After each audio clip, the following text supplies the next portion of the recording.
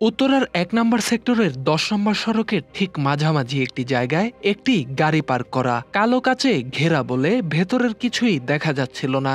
আশপাশের বাড়ির দারোয়ান ও নিরাপত্তা কর্মীরা ভাবছিলেন কোনো অতিথি হয়তো গাড়িটি রাস্তায় রেখে বাসার ভেতরে গেছেন। সময় গড়িয়ে যায়, গাড়ি আর নড়ে না, সন্দেহ বাড়ে। দুপুরের পর উৎসুক এক দারোয়ান বার কয়েক উকি দিয়ে দেখেন সিটের সঙ্গে বেল্টে বাঁধা রক্তাক্ত একটি মৃতদেহ।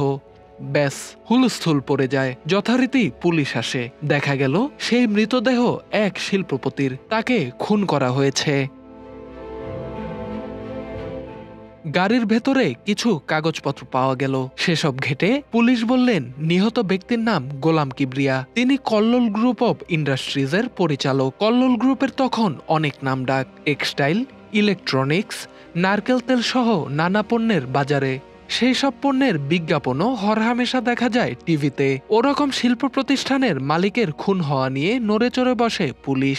ঘটনাটি ২০০১ সালের ২৩ ফেব্রুয়ারির। সেদিন ছিল শুক্রবার।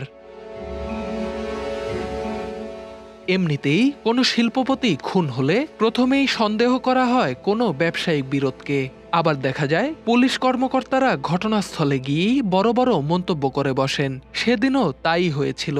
অত্যন্ত ঠান্ডা মাথায় পরিকল্পিতভাবে এই শিল্পপতিকে খুন করা হয়েছে। ওই শিল্পপতির পরিবারের আদি নিবাস নোয়াখালীর সেনবাগ উপজেলার কেশবপাড়ায়। পিতার নাম আব্দুল মোতালেব, তার স্ত্রী শিমুল নারায়ণগঞ্জের পালপাড়ার মেয়ে। সাদমান নামে তাদের একটি সন্তান রয়েছে। তারা নারায়ণগঞ্জে থাকেন। খুনের ঘটনা শুনে কিবরিয়ার স্ত্রী শিমুল অর্ধেক পথ আসার পর জানতে পারেন মৃতদেহ থানায় নেওয়া হয়েছে। এরপর গাড়ি ঘুরিয়ে বনানীতে চলে যান কিবরিয়ার বড় ভাই গোলাম মোস্তফার বাসায়।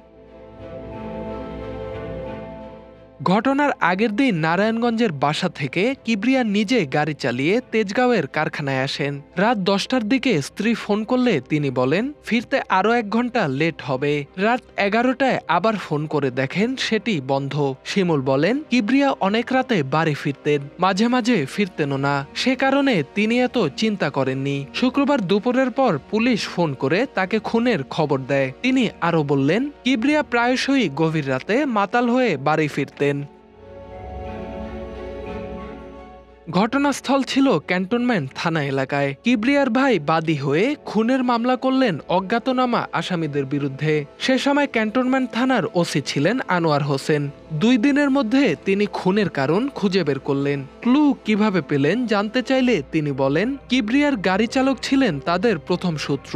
তার মাধ্যমে শাহিদা নামক এক নারীকে আটক করে পুলিশ জানতে পারে উত্তরা ৭ নম্বর সেক্টরের ২৬ নম্বর সড়কের একটি বাড়িতে কিবরিয়ার নিয়মিত যাতায়াত ছিল। সেখানেই খুন হয়ে থাকতে পারেন তিনি। এরপর সেই বাড়ির সবাইকে আটক ও জিজ্ঞাসাবাদ করা হলে তারা খুনের কথা স্বীকার করেন। উত্তরা ৭ নম্বর সেক্টরের ৩ কক্ষের সেই আলিশান ফ্ল্যাটটিতে বাস করতেন সাবিকুন নাহার বুলি, তার স্বামী ইমরান হোসেন, মেয়ে পুনম, ছেলে পুলক ও পুনমের স্বামী নাজমুল। সাবিকুন নাহার বুলির স্বামী ইমরান ব্যবসায়ী হিসেবে পরিচয় দিলেও তার আদতে কোনো ব্যবসা নেই। স্ত্রীর রোজগারে সংসার চলে। বুলির সঙ্গে পরিচয়ের সূত্রে এই বাসায় কিবরিয়ার যাতায়াত। পরিবারটি সবকিছু কিবরিয়া নিয়ন্ত্রণ করতেন। তাদের বাহারি জীবনের সব খরচও তিনিই বহন করতেন। বিনিময়ে তাদের বাড়িতে বন্ধুবান্ধব নিয়ে ফুর্তি করতেন কিবরিয়া। প্রতিদিন সন্ধ্যার পর সবাই একসঙ্গে বসে মদ পান করতেন। বলা যায় বাড়িটি ছিল শিল্পপতিদের হেরেমখানা। এই আসরে সামিল হতেন বড় বড় শিল্পপতি আর তাদের নারী বন্ধুরা। তারা রাতভর ফুর্তি আর হইচই করতেন। প্রথম দিকে বুবলির পরিবারও মেতে ছিল, কিন্তু ধীরে ধীরে শুরু হয় বিরক্তি। এক পর্যায়ে তারা অতিষ্ঠ হয়ে পড়ে, কিন্তু কিবরিয়াকে কোনোভাবেই নিয়ন্ত্রণ করা যাচ্ছিল না। জানা যায় পুলিশ ২৫ জন নারীর খোঁজ পেয়েছে যাদের ওই আসরে যাতায়াত ছিল। আদালতে দেয়া জবানবন্দিতে বুলি ও তার পরিবারের লোকজনরা বলেছিলেন মাতাল হয়ে প্রায় বাড়াবাড়ি করতেন কিবরিয়া। সেটা সহ্য করার মতো ছিল না, তাই সেই আচরণের কারণেই তাকে খুন করা হয়। এরপর ভোরে লাশ গাড়িতে তুলে রাস্তায় রেখে আসেন যাতে কেউ সন্দেহ করতে না পারে। ওই বাসার দারোয়ান রফিক ও ড্রাইভার জুয়েলও স্বীকারোক্তিমূলক জবানবন্দি দিয়েছিলেন।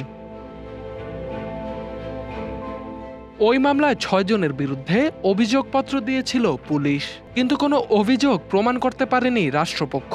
এতে সব আসামি খালাস পেয়ে যান। এরপর যিনি খুন হয়েছেন কিংবা আসামি, কারো পরিবারেরই কোনো খোঁজ খবর পাওয়া যায়নি।